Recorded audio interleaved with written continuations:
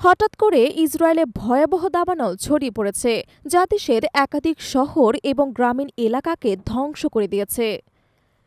গরম বাতাস এবং আগুনের তীব্রতা এতটাই প্রবল যে ইসরায়েলের প্রশাসন পরিস্থিতি নিয়ন্ত্রণে আনতে ব্যর্থ হচ্ছে। এই দাবানল এরই মধ্যে ইসরায়েলের একের পর এক জমি এবং অনেক সম্পত্তি ধ্বংস করে ফেলেছে, যার ফলে হাজার হাজার মানুষ ঘরবাড়ি ছাড়তে বাধ্য হচ্ছে। বিশেষজ্ঞরা আশঙ্কা করছেন এই দাবানল আরও বিস্তৃত হতে পারে এবং পুরো দেশকে হুমকির মুখে ফেলতে পারে।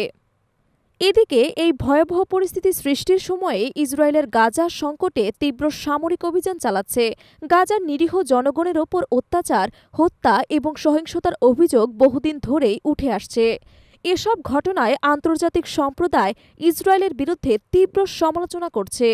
তবে ইসরায়েলের পক্ষ থেকে এ বিষয়ে কোনো প্রতিক্রিয়া দেখা যায়নি।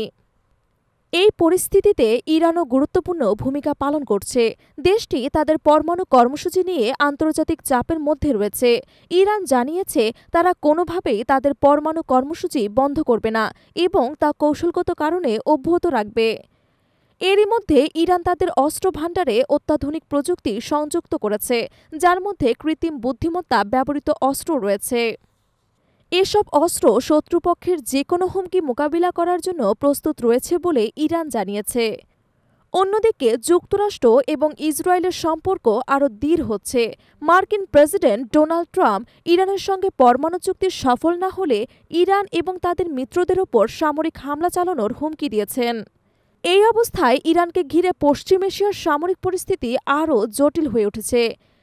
বিশেষজ্ঞরা মনে করছেন, যদি পারমাণবিক চুক্তি ব্যর্থ হয় তবে ইরান এবং যুক্তরাষ্ট্রের মধ্যে সামরিক সংঘর্ষ হতে পারে, যা পুরো মধ্যপ্রাচ্যের নিরাপত্তাকে ঝুঁকির মধ্যে ফেলবে। এই সংকটের মধ্যে ইসরায়েল, যেটি আগের থেকে গাজার উপর হামলা চালাচ্ছে, আরও একটি বড় সিদ্ধান্ত নিতে চলেছে। তাদের আশঙ্কা, যদি ইরান পরমাণু বোমা তৈরি করে তাহলে তা শুধু ইরান নয়, বরং গোটা বিশ্ব নিরাপত্তার জন্য এক বড় হুমকি হয়ে দাঁড়াবে। পরিস্থিতি আরও সংকটময় হয়ে উঠছে, যেখানে আন্তর্জাতিক সম্প্রদায়গুলো বিষয়টি গভীরভাবে পর্যবেক্ষণ করছে। এখন প্রশ্ন হল, মধ্যপ্রাচ্যের এই উত্তেজনা কোথায় গিয়ে ঠেকবে? পরিস্থিতি যে কোনো সময় আরও খারাপ হতে পারে। বিশ্ব নেতারা আশা করছেন এই সংকট শান্তিপূর্ণভাবে সমাধান হবে, কিন্তু এর জন্য প্রয়োজন হবে সকল পক্ষের সংলাপ এবং সহনশীলতার।